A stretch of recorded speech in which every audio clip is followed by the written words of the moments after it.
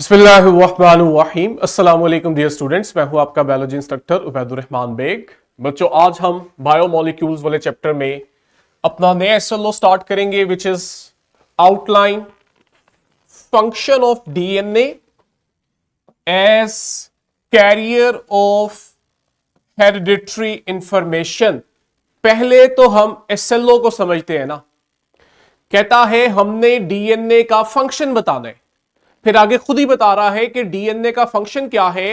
ये hereditary information को carry करता है, यानी इसके पास हेरिडिटरी इंफॉर्मेशन होती है। हेरिडिटरी इंफॉर्मेशन से मुराद है वो इंफॉर्मेशन, वो मालूमात जो एक जनरेशन से दूसरी जनरेशन में ट्रांसफर होती है। यानी हमें वो इंफॉर्मेशन जो हमारे पेरेंट्स से मिल रही है उसे आप बच्चों क्या कहोगे? It is hereditary information. और ये इंफॉर्मेशन किसके पास है? ये इंफॉर्मेशन है डीएनए के पास। ये हमारे एसएलओ की रिक्वायरमेंट है। टॉपिक का नाम function of DNA as a carrier of hereditary information है। पहले तो हमने जो बेसिक कंसेप्ट समझे हुए हैं डीएनए के, वो अंडरस्टैंड करने हैं ताकि हमें इस एसएलओ का मतलब समझ आए। कहते हैं डीएनए के पास जेनेटिक इंफॉर्मेशन होती है। जेनेटिक हम क्यों बोलते हैं? यह भी हेरिडिटरी से रिलेटेड टर्म है। जेनेटिक इसलिए बोलते हैं कि यह वो इंफॉर्मेशन है जो एक नस्ल से दूसरी नस्ल में, यानी एक जनरेशन से दूसरी जनरेशन में ट्रांसफर होती है। अच्छा, अगर यह इंफॉर्मेशन एक जनरेशन से दूसरी जनरेशन के पास आती है तो इस इंफॉर्मेशन की जरूरत क्यों होती है? यह इंफॉर्मेशन जो डीएनए के पास होती है, इसकी जरूरत हमें पड़ती है ग्रोथ के लिए। यह बात मैं कई बार बता चुका हूं कि जब जिंदगी का स्टार्ट होता है तो बच्चों हम सिर्फ एक सिंगल सेल होते हैं जिसे आप जाइगोट या फर्टिलाइज एग कहते हो। सिर्फ एक सेल होता है। उस एक सेल से आप देखते हो पूरा एक जानदार बनता है। तो यह डेवलपमेंट और ग्रोथ कैसे हो रही होती है? हमने प्रोसेस का नाम पढ़ा था कि जब डेवलपमेंट और ग्रोथ हो रही होती है तो वहां पे माइटोसिस हो रही होती है, सेल डिवाइड कर रहे होते हैं। रिमेंबर? फिर हमने पढ़ा था सेल स्पेशलाइजेशन के स्टार्ट के अंदर एक ही जैसे सेल्स होते हैं लेकिन बाद में वो डिफरेंशिएट करके स्पेशलाइज्ड हो जाते हैं। लेकिन जो स्टार्ट के सेल्स थे, इफ यू रिमेंबर, हमने उन्हें स्टेम सेल्स बोला था। जैसे हमारा जाइगोट, ये भी स्टेम सेल है, लेकिन स्टेम सेल्स के अंदर यह खासियत होती है कि वो आगे से कई तरह के सेल्स बनाते हैं। तभी हम देखते हैं कि हमारे पास डेवलपमेंट और ग्रोथ होती है। लेकिन इस डेवलपमेंट और ग्रोथ की जो इंफॉर्मेशन है, यह कहां होती है? यह इंफॉर्मेशन होती है डीएनए के पास। डीएनए बताता है कि स्टेम सेल्स जो हैं ये स्पेशलाइज्ड होके, डिफरेंशिएट होके आगे से कौन से सेल्स बनाएंगे। इफ यू रिमेंबर, हमने जब स्टेम सेल्स पढ़ रहे थे तो हमने एक टर्मिनोलॉजी यूज की थी, जीन ऑन या जीन ऑफ। सभी सेल्स के पास सेम डीएनए होता है, लेकिन आप देखते हो हर सेल एक जैसे नहीं होते, उनका स्ट्रक्चर और फंक्शन मुख्तलिफ होता है। तो सेम इंफॉर्मेशन के होते हुए उनमें फर्क कैसे आ रहा होता है कि जब आप डिफरेंट सेल्स को स्टडी करते हैं तो आपको पता लगता है कि उन सेल्स के डीएनए पे मौजूद जो जीन्स हैं उनमें से कुछ जीन्स को ऑन कर दिया जाता है और कुछ जीन्स को ऑफ कर दिया जाता है। अब ब्लड सेल्स जो हैं, आरबीसीज, उनके कोई और जीन्स ऑन होते हैं जिसकी वजह से आप देखते हो वो अपना फंक्शन परफॉर्म करते हैं। बाइकनकेव उनकी शक्ल होती है। अब सेम डीएनए ब्रेन सेल्स में भी है, न्यूरॉन्स में, लेकिन अब वहां पे आप देखोगे किसी और तरह के जीन को ऑन किया जाएगा और बाकी के जीन्स एक्टिव इनएक्टिव किए जाएंगे, ऑफ किए जाएंगे, जिसकी वजह से आपको न्यूरॉन जो है वो आरबीसी से बिल्कुल डिफरेंट मिलेगा। तो हम सेल टू सेल जब स्टडी करते हैं तो हमें मालूम होता है कि डीएनए सेम है और इंफॉर्मेशन डीएनए के पास है, और डीएनए के ऊपर जो इंफॉर्मेशन है वो जीन्स की शक्ल में होती है। इसीलिए हम जीन को हेरिडिटरी यूनिट भी कहते हैं कि जब इंफॉर्मेशन एक जनरेशन से दूसरी जनरेशन में ट्रांसफर हो रही होती है तो वो यूनिट्स की शक्ल में ट्रांसफर होती है। वो जो स्मॉलेस्ट यूनिट होता है डीएनए का, जिसके पास इंफॉर्मेशन होती है, इसे बच्चों हम जीन कहते हैं। ये मेरे अल्फाज आप लोगों ने लिख लेने हैं बच्चों, यही आपके कंसेप्ट बिल्ड करेंगे कि डीएनए के ऊपर बहुत से न्यूक्लियोटाइड्स हैं। न्यूक्लियोटाइड का वो पोर्शन जो आपको कुछ बना के देता है, जो सेल के लिए प्रोटीन बनाता है, हम न्यूक्लियोटाइड के उतने पोर्शन को जीन का नाम देते हैं। और ऐसी बहुत सारी जीन्स मिलके डीएनए बनाती हैं। तो जीन्स के पास इंफॉर्मेशन है, मतलब डीएनए के पास इंफॉर्मेशन है, और आप उस इंफॉर्मेशन से सिंगल सेल से डेवलपमेंट भी करते हो और अपनी ग्रोथ भी करवाते हो और एक कंप्लीट न्यू ऑर्गेनिज्म में कन्वर्ट हो जाते हो। इसी तरह जब रिप्रोडक्शन करनी होती है तो हमने पढ़ा था कि यहां पे अब माइटोसिस नहीं होती बल्कि मियोसिस हो रही होती है। तो ये जो मियोसिस का प्रोसेस हो रहा है, ये कैसे होना चाहिए, इसकी इंफॉर्मेशन भी जीन्स या डीएनए पे मौजूद होती है। तो डीएनए जो है अपनी इंफॉर्मेशन के जरिए सेल की तमाम एक्टिविटीज को कंट्रोल करता है। मेरी बात समझ आइए कि सेल में जो कुछ हो रहा है उसकी इंफॉर्मेशन है डीएनए के पास, और ये जो डीएनए वाली इंफॉर्मेशन है, यही वो इंफॉर्मेशन है जो हमें हमारे पेरेंट्स से मिलती है, यानी एक जनरेशन से दूसरी जनरेशन में जाती है। चूंकि ये विरासती तौर पे ट्रांसफर होती है एक से दूसरी नस्ल में, तो आप कहते हो ये हेरिडिटरी इंफॉर्मेशन है जो आपको विरासत में मिल रही है बगैर कुछ किए। तो असल में हम अपने पेरेंट से जो चीज लेते हैं वो डीएनए होता है। अगर मैं आपको आसान कर दूं कि हम अपने पेरेंट से डीएनए लेते हैं, राइट? वो जो डीएनए है उसके पास है इंफॉर्मेशन, तो आप कह देते हो कि हमें अपने पेरेंट्स से इंफॉर्मेशन मिल रही है। लेकिन इंफॉर्मेशन किस शक्ल में मिलती है? डीएनए की शक्ल में। और डीएनए के ऊपर होते हैं जीन्स, इसलिए हम यह भी कह देते हैं कि हमें जीन्स के जरिए इंफॉर्मेशन मिलती है। जीन वो छोटा सा पैकेट है, छोटा सा यूनिट है जिसके पास इंफॉर्मेशन होती है। जीन से छोटा कोई स्ट्रक्चर नहीं होता जिसके पास इंफॉर्मेशन हो। तो वो जो स्मॉलेस्ट पोर्शन है डीएनए का, जिसके पास कुछ इंफॉर्मेशन है आपके लिए, आप उसे बच्चों जीन कहते हो और हेरिडिटरी यूनिट भी कहते हो। आई होप आपको मेरी सारी बातें समझ आ रही हैं, और ये बहुत इंपॉर्टेंट कंसेप्ट्स हैं। यही कंसेप्ट्स आपके बिल्ड होंगे, आपको एफएस में, एमडी कैट में काम आएंगे। ठीक है, स्क्रीन क्लियर करें जरा। अब जरा थोड़ा सा अगर हम रिमाइंड करें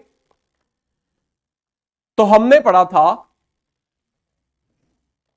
कि हमारे पास जो डीएनए है ना, ये थ्रेड लाइक स्ट्रक्चर में होता है। डीएनए का जो बड़ा सा थ्रेड बनता है, मैंने आपको बताया हुआ है, वो सेल में रेंडमली पड़ा होता है, उसकी ऑर्गेनाइजेशन नहीं होती। जैसे आप नलकी का धागा खोल के उसकी गुंजल डाल दो, सेल के अंदर इस तरह से डीएनए फाइबर्स पड़े होते हैं। लेकिन ये जो आपके पास थ्रेड लाइक स्ट्रक्चर पड़ा होता है सेल में, इसको बच्चों फिर हम नाम देते हैं क्रोमेटिन। रिमेंबर, जब सेल डिवाइड करने लगता है, मेरे अल्फाज ध्यान से सुनने हैं, जब सेल डिवाइड करने लगता है, सिर्फ तब आप देखते हो ये जो रैंडम क्रोमेटिन मटेरियल है ये खुद को ऑर्गेनाइज करके इस शेप में आ जाता है। जब आपका क्रोमेटिन मटेरियल सेल डिवीजन के दौरान ऑर्गेनाइज्ड होके इस शेप में आ जाता है, तो बच्चों हम इसको अब क्रोमेटिन नहीं कहते बल्कि क्रोमोसोम्स का नाम देते हैं। आपने ये चार टर्मिनोलॉजी समझनी है। मैं अब आपको रिवर्स ऑर्डर में ये सारी बातें रिवाइज करवाता हूं। हमारे पास सेल डिवाइड करते वक्त हमारा जेनेटिक मटेरियल बड़ा ऑर्गेनाइज्ड फॉर्म में होता है, हम इसे कहते हैं क्रोमोसोम। जब सेल डिवाइड कर जाता है तो आप देखते हो ये दोबारा से डीऑर्गेनाइज लूज फॉर्म में आ जाता है। जब ये अपनी लूज फॉर्म में आता है तो ये हमें यूं सेल में धागानुमा स्ट्रक्चर लगता है। ये जो बारीक सा धागानुमा स्ट्रक्चर है इसे बच्चों हम क्रोमेटिन कहते हैं। जब आप क्रोमेटिन को ओपन करते हो ना, तो आपको पता लगता है कि क्रोमेटिन के पास दो चीजें हैं, डीएनए और प्रोटीन। मैंने आपको यह बात समझाई हुई है कि प्रोटीन का काम डीएनए की रैपिंग करना होता है। जैसे आप नलकी के अंदर वो पाइप वाला स्ट्रक्चर लेते हो और उसके ऊपर धागा लपेटते हो, बिल्कुल ऐसे ही बड़े से डीएनए फाइबर को छोटे से सेल के अंदर फिट करवाने के लिए उसे प्रोटीन के ऊपर रैप किया जाता है, इसलिए हमें यहां प्रोटीन मिलती है। लेकिन हमारे जो काम की चीज है वो है डीएनए। तो जब आप क्रोमेटिन को ओपन करना शुरू करते हो तो आपको डीएनए मिलता है, और डीएनए के ऊपर होती है इंफॉर्मेशन। डीएनए का वो सबसे छोटा पार्ट जिसके पास इंफॉर्मेशन होती है, इसी को बच्चों हम जीन कह देते हैं। तो जीन, डीएनए, डीएनए प्रोटीन से मिला, रेंडमली पड़ा है तो क्रोमेटिन, और जब सेल डिवाइड करने लगा है तो ये ऑर्गेनाइज हो गया। अब आपने इसे कहा इट इज क्रोमोसोम। तो मैं ये कह सकता हूं क्रोमोसोम और जीन तक का जो सफर है, क्रोमोसोम, क्रोमेटिन, डीएनए और जीन, मैं डायरेक्टली कह देता हूं कि हमारे क्रोमोसोम्स जीन्स के बने होते हैं, क्योंकि सबसे बड़ा स्ट्रक्चर क्रोमोसोम है और सबसे छोटा स्ट्रक्चर आपके पास जीन्स है। तो मैं कंक्लूड करके सिंपलीफाई वे में कह देता हूं कि आपके जो क्रोमोसोम्स होते हैं ना, इसके ऊपर बहुत से जीन्स होते हैं, और हर जीन के पास इंफॉर्मेशन होती है सेल को चलाने के लिए कि सेल में कब क्या काम करना है, कौन सा स्ट्रक्चर बनाना है। ये इंफॉर्मेशन है जीन के पास, और ये वो इंफॉर्मेशन होती है जो एक नस्ल से दूसरी नस्ल को जाती है। इसीलिए हम इस इंफॉर्मेशन को हेरिडिटरी इंफॉर्मेशन भी कहते हैं। और चूंकि ये इंफॉर्मेशन छोटे छोटे यूनिट्स की शक्ल में जाती है, तो जो सबसे छोटा यूनिट होता है इस इंफॉर्मेशन का, इसको हम बायो की जुबान में जीन का नाम देते हैं। आई होप मैंने आपको ये चीज बहुत अच्छे से एलैबोरेट कर दी है मुख्तलिफ फ्रेजेस के साथ। तो जीन्स आपके पास क्या है? Unit of hereditary. जीन करता क्या है? जीन के पास आपकी किसी स्पेसिफिक ट्रेट की इंफॉर्मेशन होती है। ट्रेट समझते हो? मैंने ये आपको टर्म समझाई हुई है। मेरी हाइट जो है ये मेरा ट्रेट है, आपके हेयर कलर आपका ट्रेट है, स्किन कलर हमारा एक ट्रेट है, आई कलर जो है वो हमारा एक ट्रेट है, बॉडी वेट जो है वो हमारा ट्रेट है, हमारी इंटेलिजेंस जो है ये हमारा ट्रेट है। इस ट्रेट की इंफॉर्मेशन किसके पास है? जीन के पास। मेरी हाइट कैसी होगी, ये मेरी हाइट की जो जीन्स हैं वो डिसाइड करेंगी। अगर जीन्स जो है वो बड़ी हाइट वाली है तो मेरी हाइट ज्यादा होगी, और अगर जीन्स जो है वो छोटी हाइट वाली है तो मेरी हाइट छोटी होगी। तो जीन का काम होता है कि ये असल में हमारी किसी ट्रेट की, ट्रेट का मतलब होता है कैरेक्टरिस्टिक, खसूसियत, ये हमारी किसी खसूसियत की इंफॉर्मेशन रखता है। हमारी जो भी खसूसियात होती हैं वो इन जीन्स की वजह से होती हैं। किसी के पास ब्लैक कलर वाली जीन है तो उसका आई कलर ब्लैक होता है, किसी के पास ब्लू कलर वाली जीन्स है तो आप देखते हो उसका आई कलर ब्लू होता है, इसी तरह ग्रीन होता है, ब्राउन होता है। तो ये जीन होती हैं जो हमारे ट्रेट्स को डिसाइड करती हैं, और जीन्स मिलके डीएनए बनाते हैं। डीएनए को जब प्रोटीन पे रैप करते हैं तो वो क्रोमेटिन मटेरियल बन जाता है, और जब वो ऑर्गेनाइज होता है तो आप बच्चों इसे क्रोमोसोम कहते हो। अब चूंकि हम इन टर्मिनोलॉजीज को बहुत अच्छे से अंडरस्टैंड कर चुके हैं, अब हम एक सिमुलेशन भी देखते हैं। यही सारी बातें आप लोग सिमुलेशन पे भी देखो। मैं क्वेश्चन लेता हूं, लेकिन जरा सिमुलेशन पे ये स्ट्रक्चर मैं आपको दिखा दूं। ये देखो, हमारे पास सेल है, और बिल्कुल सेल के सेंटर में देखो आपको यहां क्रोमोसोम नजर आ रहे हैं न्यूक्लियस के अंदर। हमने न्यूक्लियस को कट किया हुआ है। ये देखें, ये स्ट्रक्चर आपको तब नजर आता है जब सेल डिवाइड कर रहा होता है। हम क्रोमोसोम को जरा डिटेल में जब देखते हैं और इसको खोलते हैं, समझ लो धागा है नलकी पे लपेटा हुआ है।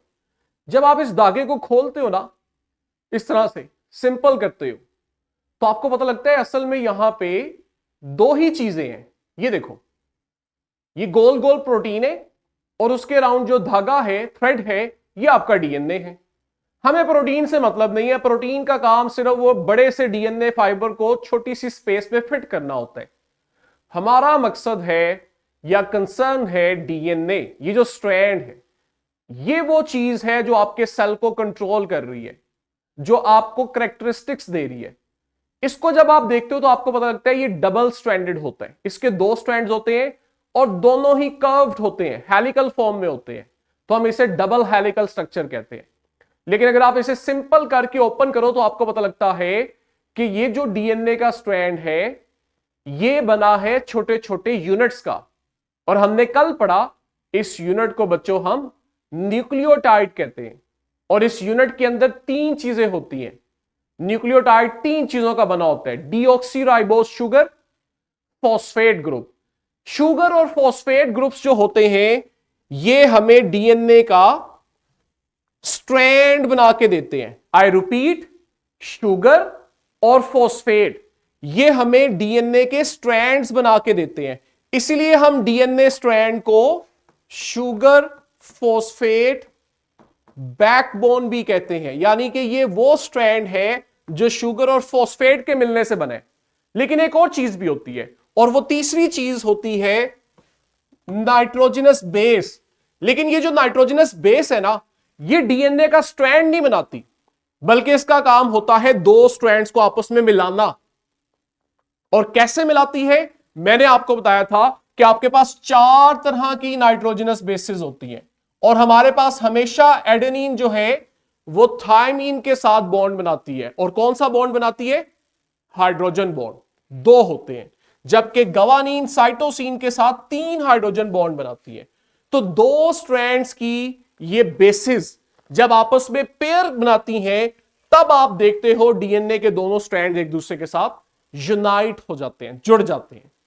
तो इस तरह से डीएनए का स्ट्रक्चर होता है, और यही वो स्ट्रक्चर है जो अगली नस्ल में ट्रांसफर होता है। स्लाइड्स पे आते हैं और इसको भी जरा देखते हैं। एक बड़ी इंटरेस्टिंग सी मेरे पास सिमुलेशन है, वो आपको दिखाता हूं कि किस तरह से डीएनए की कॉपी बनती है। ये मैंने स्लाइड में एक और वीडियो भी ऐड की हुई है आपको इन्हीं टर्मिनोलॉजीज को ज्यादा बेहतर तरीके से समझाने के लिए। क्रोमोसोम, क्रोमेटिन, डीएनए, जीन, ये आप खुद देखोगे, आपके टीचर्स के साथ ये चीज शेयर हो जाएगी। ठीक है, ये हमारी बुक की information diagram. Cell, nucleus, nucleus के पास क्रोमोसोम है। जब आप ओपन करते हो तो आपको यहां प्रोटीन्स और डीएनए मिलता है। डीएनए का स्मॉलेस्ट पार्ट जो सेल को कुछ बना के दे रहा है, आप कह रहे हो ये जीन है। हाँ जी, सेंट्रल एग्जीक्यूटिव वालों की साइड से हैंड रेज हुआ था, क्या पूछना चाहते हो बच्चों?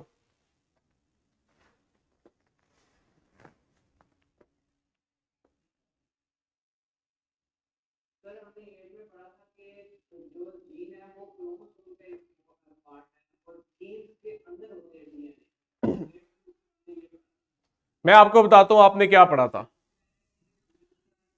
मैं आपको बताता हूं आपने क्या पढ़ा था।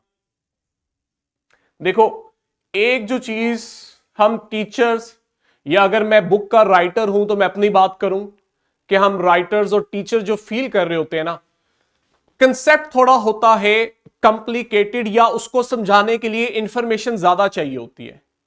लेकिन आप बच्चों के ग्रेड को देखते हुए 6, 7, 8, 9, हमें वो ज्यादा इंफॉर्मेशन थोड़े अल्फाज में जब समझानी पड़ती है ना, हम चीजों को ओवर सिंप्लीफाई कर जाते हैं।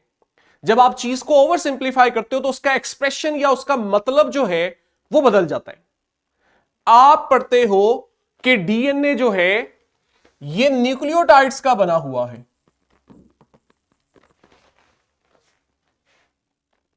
ठीक है,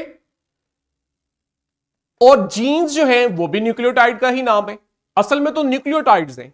ये न्यूक्लियोटाइड्स बार बार रिपीट होते हैं और बड़ा सा स्ट्रक्चर बनाते हैं जिसे आप कहते हो डीएनए।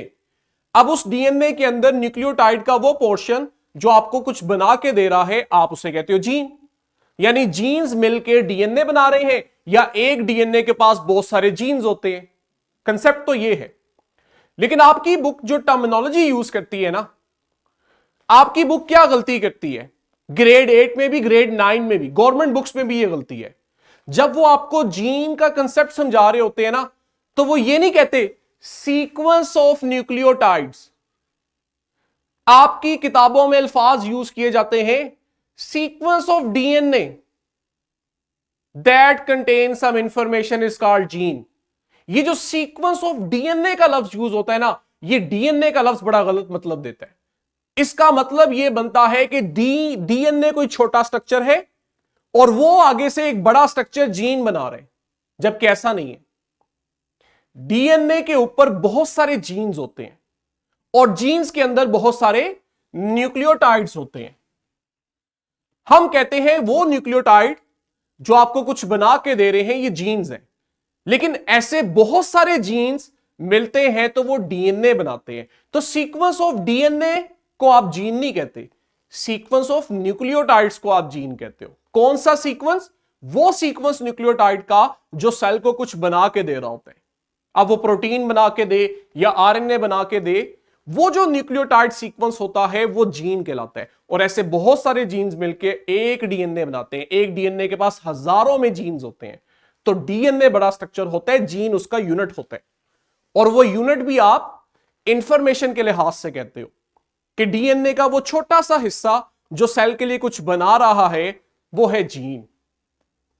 अब हम क्या पढ़ रहे हैं? हम कह रहे हैं कि असल में डीएनए जो है ये विरासती इंफॉर्मेशन, हेरिडिटरी इंफॉर्मेशन को कैरी कर रहा है। इसका मतलब यह है कि जब एक जनरेशन से दूसरी जनरेशन पैदा होती है तो पहले वाली जनरेशन असल में डीएनए ट्रांसफर करती है नई जनरेशन में, यानी पेरेंट्स बच्चों को डीएनए देते हैं। तो आप कहते हो आपके पास वो इंफॉर्मेशन ट्रांसफर होगी, तो ये इंफॉर्मेशन कहलाई हेरिडिटरी इंफॉर्मेशन। असल में हो क्या रहा होता है कि आपके पास पहले तो डीएनए की कॉपी बनती है। ये बात समझ आती है? पेरेंट्स के पास एक डीएनए है। अब अगर उन्होंने वो डीएनए बच्चों को भी देना है तो पहले उसकी कॉपी बनाएंगे ना। अपना डीएनए बच्चों को दे देंगे तो अपने पास तो कुछ नहीं रहेगा। तो फिर पेरेंट सेल क्या करता है? पहले अपने डीएनए की एक कॉपी बनाता है ताकि कॉपी को बच्चों को दे दे और एक इंफॉर्मेशन या एक डीएनए अपने पास रख ले। और ये चीज मैंने आपको माइटोसिस में नहीं समझाई हुई, अब आपको समझ आएगी। जब मैं आपको कहता था कि माइटोसिस के दौरान हमारा क्रोमोसोम स्टार्ट में ऐसा होता है, लेकिन जब वो एस फेज से गुजरता है तो वो अपने डीएनए की कॉपी बना के इस तरह का हो जाता है, रिमेंबर। और फिर ये वो क्रोमोसोम होता है जिसके दोनों क्रोमेटिड्स को एक दूसरे से सेपरेट कर दिया जाता है ताकि जो नए सेल बन रहे हैं हर एक को एक एक कॉपी मिल जाए। अगर ये वाला काम ना हो, डीएनए की कॉपी ना हो, तो आपके पास ये जो क्रोमोसोम है ये एक सेल को तो मिलेगा, दूसरे सेल में कुछ नहीं होगा, तो आपका दूसरा सेल अब नॉर्मल बन जाएगा। इसलिए हम देखते हैं कि जो एक सेल से दो सेल बन रहे हैं उन दोनों को डीएनए मिले, इसलिए जरूरी होता है कि पहले डीएनए की कॉपी बनाई जाए। जब आपके पास दो सेगमेंट्स आएंगे डीएनए के, फिर आप उन्हें एक दूसरे से अलग करके एक एक डॉटर सेल को देते हो। और यही वो चीज होती है जो एक जनरेशन से दूसरी जनरेशन में ट्रांसफर होती है। क्योंकि अगर यह काम मियोसिस में हो रहा है तो मियोसिस के दौरान हमारे पास ये जो सेल बनते हैं, बच्चों आप इन्हें गैमीट्स बोलते हो। फीमेल में हम एग कह देते हैं और मेल में हम इसको स्पर्म कह देते हैं। ये असल में सेल्स होते हैं जो मियोसिस के दौरान बनते हैं। और यही वो सेल्स होते हैं जब वो मिलते हैं तो वो मिलके जाइगोट बनाते हैं और जाइगोट से हम वजूद में आते हैं, राइट। तो असल में क्या हुआ कि जब पेरेंट सेल डिवाइड किया तो उसने अपनी जो डीएनए की इंफॉर्मेशन है वो डॉटर सेल्स को दे दी। और कैसे दे दी? अपने डीएनए को पहले कॉपी करके दो डबल किया, डबल करने के बाद उसको हाफ करके एक कॉपी एक सेल को, दूसरी कॉपी दूसरे सेल को दे दी। यही वो सेल्स हैं जब मिलते हैं तो मिलके जाइगोट बनाते हैं और जाइगोट से ग्रो करते हुए एक नया इंडिविजुअल बनता है, जिंदगी वजूद में आती है। तो आप कहते हो कि पेरेंट्स जो हैं वो डीएनए की शक्ल में हेरिडिटरी इंफॉर्मेशन ट्रांसफर करते हैं अगली जनरेशन में बच्चों के अंदर। यही डीएनए का काम होता है, ठीक है। और ये जो डीएनए हमारे पास आता है ये फिर हमें हमारी खुसूसियात देता है, हमारे जो ट्रेट्स होते हैं, कैरेक्टरिस्टिक्स होते हैं, इसकी इंफॉर्मेशन इसी डीएनए के पास होती है। तो हम कह सकते हैं कि असल में वालिदैन से जो विरासती इंफॉर्मेशन बच्चों तक आती है वो डीएनए की मदद से आती है। डीएनए जो है ये मीडियम होता है इंफॉर्मेशन का, और इंफॉर्मेशन को डीएनए की शक्ल में एक से दूसरी, दूसरी से तीसरी जनरेशन में ट्रांसफर किया जाता है, राइट। एक सिमुलेशन देखते हैं, आपको मजा आएगा, इंटरेस्ट डेवलप होगा, जिसमें आप देखोगे डीएनए की कॉपी कैसे होती है। अब चूंकि आप सेल डिवीजन पढ़ चुके हो, ठीक है, सेल डिवीजन हमने पढ़ ली, हमने डीएनए का स्ट्रक्चर पढ़ लिया। अब जब आप इस सिमुलेशन को देखोगे तो आप इंजॉय करोगे। ये वो चीज है जो आज आपसे पहले पुराने करिकुलम के मुताबिक 12th क्लास का बच्चा समझता था, 9th क्लास के बच्चे को ये इंफॉर्मेशन समझ ही नहीं आती थी। लेकिन आप लोग देखोगे कि नए करिकुलम के अंदर ये इतनी इंप्रूवमेंट आई है कि आप ये बहुत सारी इंफॉर्मेशन अभी से अंडरस्टैंड करना शुरू कर दोगे। ठीक है, अब ये देखो हमारे पास एक साइड पे, ये देख रहे हो जिनको मैं मूव करवा रहा हूं बच्चों, ये एक एक न्यूक्लियोटाइड है। ऑब्जर्व कर रहे हो, आपको एक रिंग फॉर्म के अंदर शुगर मिल रही है, शुगर के साथ जो सर्कल है वो फॉस्फेट है, और देखो जी क्या है, नाइट्रोजनस बेस गवानीन। अब मैं अपनी मर्जी से या आप में से कोई पार्टिसिपेट करना चाहते हैं तो मुझे बताए, हम रेंडमली इनको जोड़ते हैं। ठीक है, यहां से न्यूक्लियोटाइड्स उठाओ और इनको रेंडमली जोड़ना शुरू करो। और अगर आप गौर करो तो ये जो डीएनए का स्ट्रैंड बन रहा है, नोटिस कर रहे हो, इसमें बेसिस इन्वॉल्व नहीं है, ये सिर्फ और सिर्फ शुगर और फॉस्फेट के आपस में मिलने से बन रहा है। नोटिस कर रहे हो, इसलिए हम इसको शुगर फॉस्फेट बॉन्ड कहते हैं। अब ये हमने डीएनए का एक स्ट्रैंड बना लिया। अब आपने करना यह है कि इसके सामने इसकी कंप्लीमेंट्री नाइट्रोजनस बेस अटैच करनी है, और ये काम आप लोग मुझे करवाओगे। स्क्रीन को जूम करें, सेंट्रल फातिमा कैंपस से पहले आपसे स्टार्ट करते हैं। नीचे देखो येलो बॉक्स आ रहा है सी के सामने। आप बच्चों में से मुझे कोई बताएगा कि मुझे कौन सी बेस लगानी है, ए जी टी सी, कौन सी? जी वाली, गवानीन। ये देखो गवानीन आके लगी और उसने कंप्लीमेंट्री पेयरिंग कर ली। Again guanine. हाँ जी, अब बताओ, बोलते जाओ बोलते जाओ। नाउ साइटोसिन, और अब साइटोसिन ने बना लिया पेयर, अब थायमीन आएगी, आगे भी थायमीन है, और फाइनली हमारे पास गवानीन है। बच्चों इसे कहते हैं कंप्लीमेंट्री बेस पेयरिंग। तो आपने देखा कि आपने नाइट्रोजनस बेसिस को मिला के 2 डीएनए स्ट्रैंड बना दिए असल में। अब ये जो 2 डीएनए स्ट्रैंड्स हैं, आपने इससे 2 डीएनए मॉलिक्यूल बनाने हैं। असल में ये एक डीएनए का मॉलिक्यूल है। अब हम इसकी करने लगे हैं कॉपी। कॉपी का मतलब डीएनए की रेप्लिकेशन करने लगे हैं, एक डीएनए से 2 डीएनए बनाने लगे हैं। हमारे पास एंजाइम आएगा जो आके डीएनए को ओपन करेगा। ये देखो हमने डीएनए को ओपन कर दिया, दोनों स्ट्रैंड्स एक दूसरे से अलग हो गए हैं। अब आप देखोगे कि यहां पे एंजाइम आके क्या करेगा, डीएनए की कॉपी बनाएगा ताकि एक डीएनए से 2 डीएनए बने। सेंट्रल एग्जेक्टिव वाली साइड से बच्चों अब आपने मुझे बताना है कि हम इसका एक स्ट्रैंड बनाने जा रहे हैं। 2 स्ट्रैंड अलग हो गए, अब इनके सामने हम एक एक नया स्ट्रैंड बनाएंगे, तो फाइनली आपके पास 2 डीएनए मॉलिक्यूल बन जाएंगे। यहां से हम स्टार्ट करने लगे। आपके पास सबसे पहले है साइटोसिन, स्टार्ट मैं कर देता हूं। हमने जाके गवानीन ऐड कर दिया। हाँ जी बॉयज, सेंट्रल एग्जेक्टिव क्विकली मुझे बताओ अगला कौन सा नाइट्रोजनस बेस लगाऊं, क्योंकि जो वो डीएनए का स्ट्रैंड है उसके ऊपर साइटोसिन है। इसको जूम रखें। चलें बच्चों, गवानीन, आगे बताते जाओ जल्दी जल्दी। Very good, adenine. Next, good, शाबाश। आगे thymine, again thymine. Now very good. ये आपके पास देखो आपने एक डीएनए का स्ट्रैंड बना लिया। ठीक है, बैठ जाओ चेयर पे। अब आपके पास एक मॉलिक्यूल बन गया, अब हमने दूसरा बनाना है। शाहजहां कैंपस, आप बच्चों में से कोई पार्टिसिपेट करना चाहता है तो मुझे बताए। हमने अब वो सामने वाला भी डीएनए का स्ट्रैंड बनाना है ताकि आपका एक डीएनए 2 डीएनए में कन्वर्ट हो जाए। या केसी गर्ल्स में से बच्चों कोई पार्टिसिपेट करना चाह रहे हैं तो मुझे क्विकली बताओ। टाइम हमारा कंप्लीट हो चुका है, अदरवाइज मैं फिर उसको खुद कंप्लीट कर रहा हूं। अगर आप नोटिस करो जो सेकंड स्ट्रैंड है उसके ऊपर भी स्टार्ट में साइटोसिन है। ठीक है, मैं कंप्लीमेंट्री, अगेन इसे कहते हैं कंप्लीमेंट्री पेयरिंग।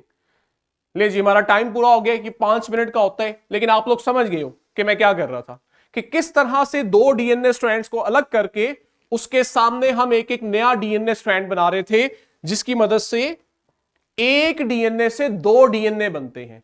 यही काम बच्चों यहां होता है कि जब भी एक जनरेशन से दूसरी जनरेशन बन रही होती है तो डीएनए की कॉपी बनाई जाती है और उस डीएनए की शक्ल में इंफॉर्मेशन को नेक्स्ट जनरेशन में ट्रांसफर किया जाता है।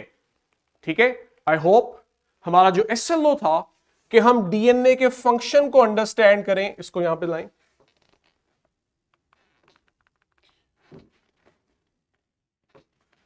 As a carrier of hereditary information, वो आपको सिमुलेशंस की मदद से ज्यादा अच्छे से क्लियर हो गया है और हमने जो बेसिक टर्मिनोलॉजीज हैं उनको भी दोबारा रिवाइज कर लिया है। इसको आप लोगों ने कल खुद डिटेल से पढ़ना है, इससे अगले एसएलओ भी पढ़ने हैं क्योंकि ये लिंक है। आपने अभी डीएनए का स्ट्रक्चर और फंक्शन पढ़ा है, अब आगे आप आरएनए का स्ट्रक्चर और फंक्शन पढ़ोगे, फिर आप दोनों को मिला दोगे कि डीएनए और आरएनए मिलके क्या करते हैं। तो हमारे सीक्वेंस वाइज टॉपिक है। परसों इंशाल्लाह यहीं से कंटिन्यू करेंगे। अल्लाह हाफिज।